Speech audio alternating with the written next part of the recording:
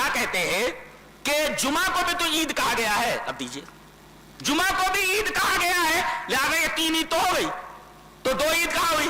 ارے اللہ کے بندو, جمعہ کو جو عید کہا گیا ہے وہ بے اعتبار فضیلت ہے, نہ کہ حقیقت میں وہ عید ہے. میں ایک سوال آپ سے کرتا ہوں کہ عید میں اور جمعہ میں زمین اور آسمان کا فرق ہے. عید میں پہلے خطبہ ہے, بعد میں نماز ہے, اور جمعہ میں پہلے عید میں کیا ہوتا ہے؟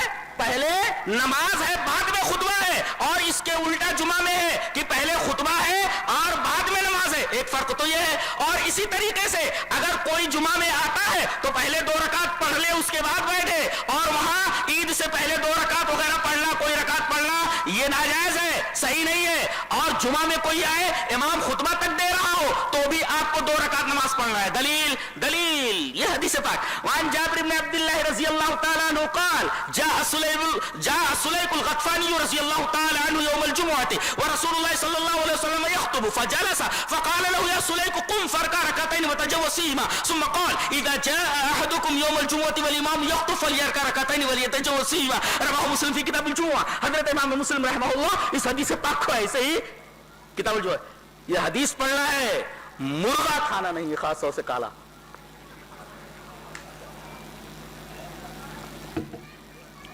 حضرت جابر بن عبداللہ فرماتے کہ نبی کریم صلی اللہ علیہ وسلم خطبہ دے رہے ہیں جمعہ کا, اتنے میں سلیق غطفانی آتے ہیں. غطفان قبیلے کے سلیق, نام رکھنا چاہیے بچوں کا, لڑکوں کا نام رکھنا چاہیے. سلیق بہت پیارا نام ہے, سلیق, سین لام یہ اور لمبی کاف, سلیق غطفانی. یہ آئے تو یہ بیٹھ گئے, دیکھیں نبی خطبہ دے رہے, بیٹھ گئے.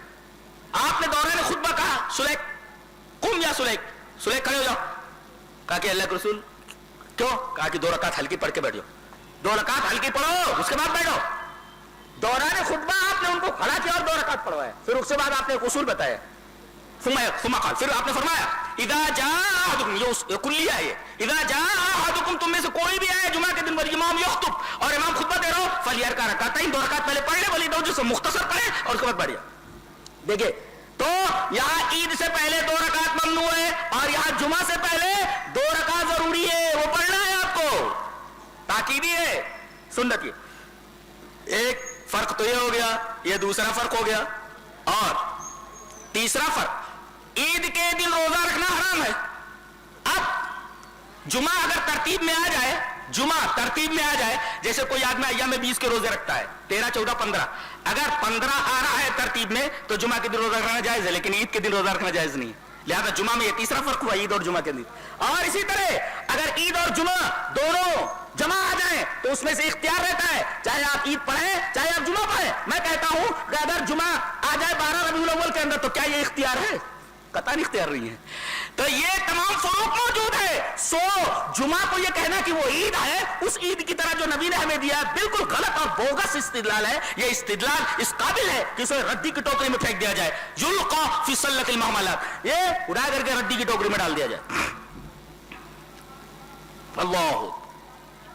تو اب جمعہ کو عید کے اوپر قیاس کر کے اس طریقے کی بات کہنا یہ جائز نہیں ہے, اس لیے کہ جمعہ کو جو عید کہا گیا ہے در حقیقت بے اعتبار فضیلت ہے, نہ کہ وہ حقیقت میں عید ہے. حقیقت میں عید اگر ہو تو اس طریقے کا فرق نہیں ہونا چاہیے, اور دنیا بھر کے فروق موجود ہیں.